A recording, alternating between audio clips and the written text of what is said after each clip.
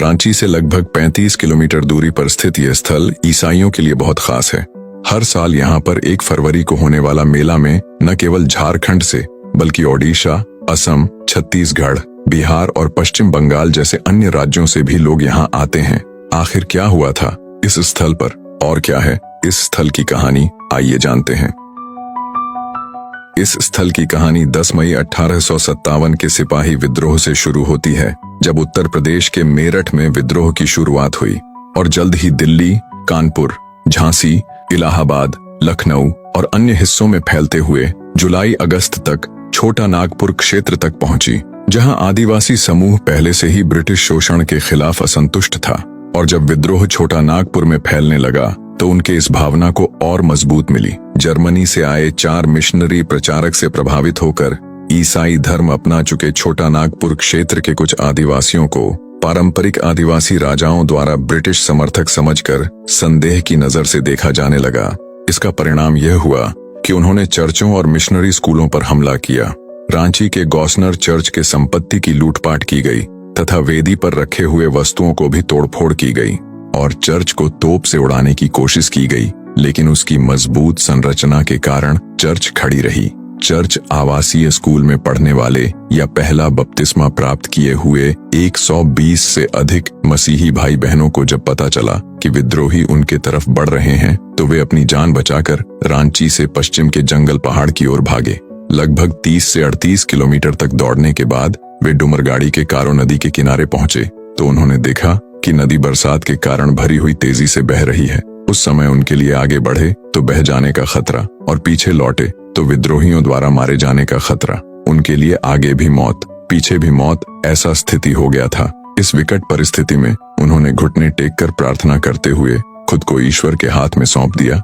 इस परिस्थिति में कुछ ऐसा होगा उनमें से किसी ने सोचा नहीं होगा। एक बड़ा सा पेड़ गिरा और उनके लिए नदी पार करने के लिए पुल जैसा एक ढांचा तैयार हो गया और वे उस पेड़ के सहारे नदी पार किए। और जैसा ही वे सभी नदी पार करके दूसरी तरफ पहुंचे तो वह पेड़ बह गया। जब विद्रोही वहां पहुंचे तो उन्हें नदी के आसपास कोई नहीं मिला तो वे लौट गए। यह घटना इस्राएलियों के निर्गमन के दौरान लाल सागर को पार करने की घटना की याद दिलाता है कि कैसे मूसा के नेतृत्व में मिस्र से कानान देश लौटने के दौरान फिरौन की सेनाओं ने लाल सागर तक उनका पीछा किया और उनके पहुंचने से पहले यहोवा मूसा के द्वारा से लाल सागर को 2 भाग में विभाजित किया और सभी इस्राएली सुरक्षित रूप से सागर पार किए और फिरौन के आक्रमण से बच निकले। लेकिन जैसा कि इस्राएलियों ने कनान देश पहुंचने से पहले यहोवा के प्रेम और चमत्कार को जब तक पूरी तरह से नहीं पहचाना, तब तक 40 वर्षों तक उन्हें रेगिस्तान में भटकाया, वैसा ही कुछ इन मसीह लोगों के साथ भी हुआ। नदी पार करने के बाद जल्द ही उनको एहसास हुआ कि वे चारों ओर से जलधारा से घिरे हुए हैं। थकान और भूख मिटाने के लिए टापू के कांद मूल, साग, पात, पत्तियां खाकर जीवित रहने का प्रयास किया। इसी बीच ईश्वर ने उनकी सहायता के लिए पड़ोसी गांव डूमरगढ़ की पोलिना तोप्पो और लतरातू की हन्ना लकड़ा को उनके सहायता के लिए प्रेरित किया। उन्होंने लंबी बांस की लकड़ी के सहारे भोजन और पानी इन शरणार्थियों तक पहुंचाया।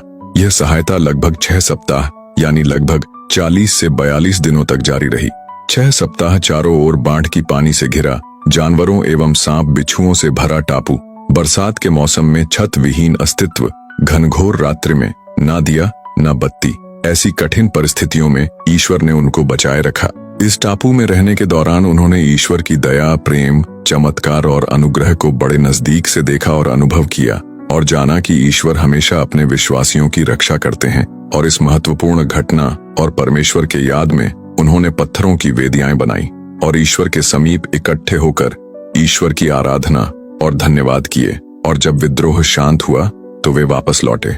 वेदियों के बारे में ऐसा कहा जाता है कि उन्होंने 3 वेदियां बनाई थीं, लेकिन वर्तमान में केवल 2 ही अस्तित्व में हैं। तीसरी वेदी उस टापू पर थी जहां वे 6 सप्ताह तक रहे थे। जो समय के साथ वह टापू और वेदी नष्ट हो गई, लेकिन उसे एक नया रूप देने की कोशिश की गई है। जो आप स्टेज देख रहे हैं वही तीसरी वेदी है। आज यह स्थान ईश्वर के चमत्कारों का साक्षी माना जाता है। हर साल 1 फरवरी को यहाँ एक बड़ा मेला लगता है, जहाँ झारखंड सहित अन्य राज्यों से भी लोग आते हैं। वे यहाँ आकर ईश्वर की महिमा का अनुभव करते हैं और इस ऐतिहासिक घटना को याद करते हैं। इस प्रकार क्रिस्तान डेरा केवल एक स्थल नहीं बल्कि विश्वास, साहस और ईश्वरीय चमत्कार की जीवंत गवाही है। अब आइए एक सवाल के जवाब जान लेते हैं जो इस वीडियो को देखने के बाद आपके मन में आया होगा। घटना तो जुलाई अगस्त में हुई थी, लेकिन मेला 1 फरवरी को क्यों मनाया जाता है? इसका सटीक कारण तो मुझे नहीं मिला, लेकिन वहां जाने के बाद जितना मुझे पता चला उसके अनुसार मुझे ऐसा लगता है कि वह नया वेदी नदी के बीचों बीच स्थित है और बरसात के मौसम में नदी का जलस्तर काफी बढ़ जाता है और आसपास के इलाके भी कीचड़ हो जाते हैं, जिससे वहां मेला आयोजित करना तो दूर, पहुंचना भी मुश्किल हो जाता है। इसीलिए मौसम को ध्यान में रखते हुए मेला 1 फरवरी को मनाया जाता है, जब मौसम सुहावना और अनुकूल होता है। इसका कारण कुछ और हो सकता है। अगर आपको पता है तो कमेंट करके जरूर बताएं।